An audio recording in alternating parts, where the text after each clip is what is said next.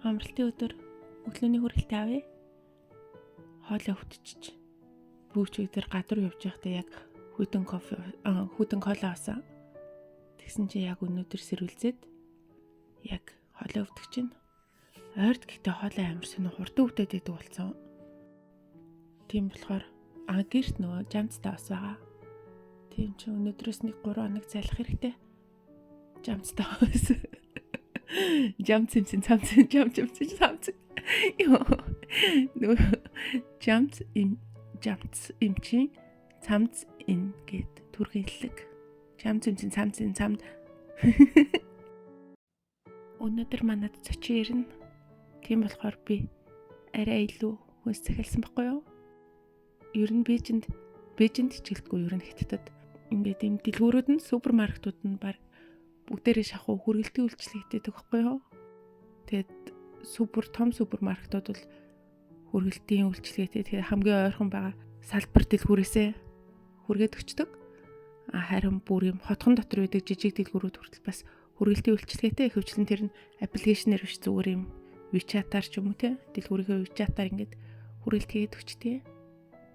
Тэгээд дэлгүүр болгоноосоо хамаарад арай ондоо хүргэлтийн үн хөлстэй байдаг. Ихэнх нь том сүлжээ дэлгүүрүүд бол ер нь үн зачдیں۔ Одоо 79 40 мянгаас дээш худалдаа авалт хийвэл үнгөө хүргэлттэй.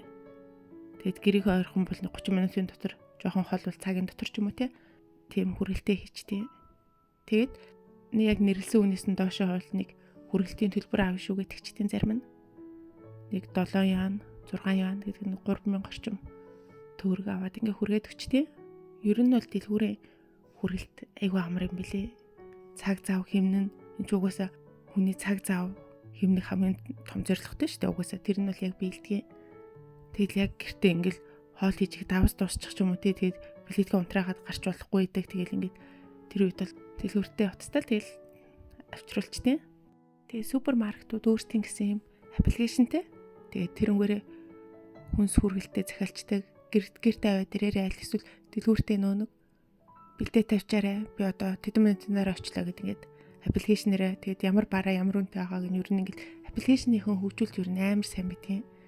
Тэгээд тэдэн цагаас манай гэрт ингээд ийм хүнс аваад дээрээ гэдэг ингээд сонгочоод тэгээд хэрв тухайн бараа маань байхгүй бол ижил төстэй бараагаар орлуулжаарай. Аль эсвэл мөнгөний маань миний данслал босоо шилжүүлээрэй ч юм уу те.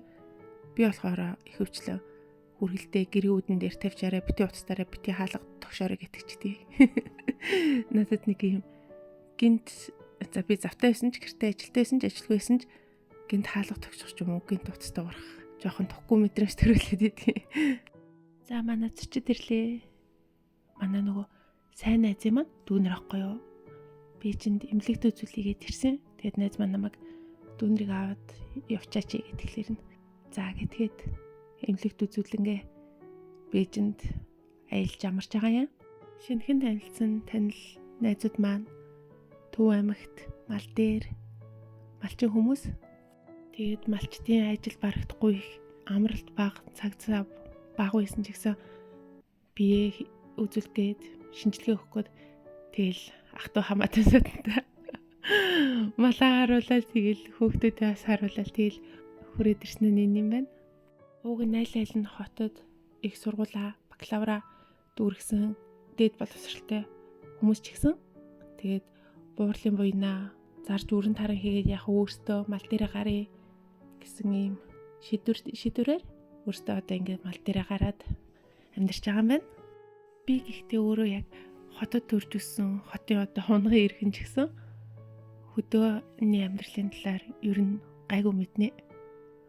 Ягаад гэвэл манай өвөө эмээ хоёр хөдөө идэг гэсэн баггүй мал дээр. Тэгээд зуныхаа амралтаар за 1 сар орчим ч юм уу эсвэл тэгэл цагаан сараар элдв баяраар дандаа хөдөө өвөө эмээгэндээ очдог. Тэгээд өвөө эмээ маань ч бас ач гучнараа очихоор за энэ хотын сайхан ганган цагаахан хүүхдүүдтэй ажил сургана гэл. Тэгэл бид нараар үнээ саалгаал. За тэгэд үнээ бол анх сааж чаддгүйсэн. Би одоо ч ихтэй сайн саадгүй ингээд ямар ч гэсэн заалгаж исэн. Гайгүй нэг туглаа өгчих хэмжээнд бол саачдаг байсан. Тэгэл хамгийн анх болохоор ямаа сааж байгаа. Тэгэл ямаа нэг ардансаа саадсан шүү дээ. Тэгэл арайч үгэж нэг литр хэртэй саасан чинь ямаа нэг артлын хөдөлгөхөд миний нэг саажсан сүйтэй хувинлууд үрчиж байгаа байхгүй юу. Тэгээл арай ч үгүй цаачхад гэл би нэг ямаага зөхиөлцаа. Тэгээл хөвөө хэмээ хоёр шоолол ямар инэттэй.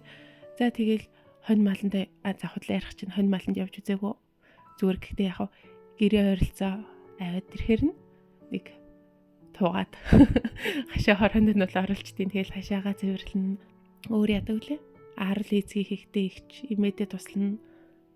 Тэгэл нэг үнээс аах үед нэг тугал гаргаж өгнө. За татаж чадвал чадахгүй л чадахгүй. Өвөө эмээ болохоор хөл дээрээ гიშгүүлчнээ байг гэдэг тий. За тэгээд ямар ч гэсэн хөдөөний малчны амьдралыг зах зухаас нь за сайн мэдгүй ч гэсэн мэдэрч өссөн байхгүй юу. Тэгээд нөгөө зуны амралтад тусаад 10 жил хичээл орох бол намар хичээл орох үеэр багш ингээ зуны амралтаа яаж өнгөрөөсөн гингүүд манай ангийн айгүй олон хүүхдүүд за одоо 40 хүүхэд байхад айгүй цөөхнөл хөдөө явсан байдаг байхгүй юу. Тийм болохоор би бас яг ингээ хөдөөний амьдралыг зах зухаас нь багтаа мэдэрч өснөх энийг айгүй азтай тооцтой. Нөхөр маань ч яг хотод төрж өсөөд ингээд хотын хүн ч гэсэн одоо ингээд хадам аав ээж хоёр маань увсын хүмүүс ахгүй. Тэгээд нөхөр маань бас багтаа ингээд аав ээжтэй хамт ингээд увсад очиад хөдөө мал дээр тэгээд хонь матанд явдаг гэсэн ийм хүүхдээсэн гэж байгаа хгүй. Тийм болохоор нөхөр хоёр хоёлаа энэ хөдөөний амьдралын сайн сайхныг, хүнд хүчрийг тэгээд үүрэг родыг гэх юм уу? Одоо жишээ нь одоо төдуугай хэлсэн байдэн шүү дээ. Малчид байхгүй бол Монгол үндэстэн гэж байхгүй. Малчин өөрөхөл үйлдвэр энэ төргээл би ер нь төдуугай одоо үлдээсэн яриа, ном, товхимлыг унших их дуртай байдаг. Яг л Монголын уламжлалт нүүдлийн мал аж ахуйг шинжлэх ухаантай маш эвтэйхэн огтлолцуулаад тайлбарлсан юм шиг санагддаг.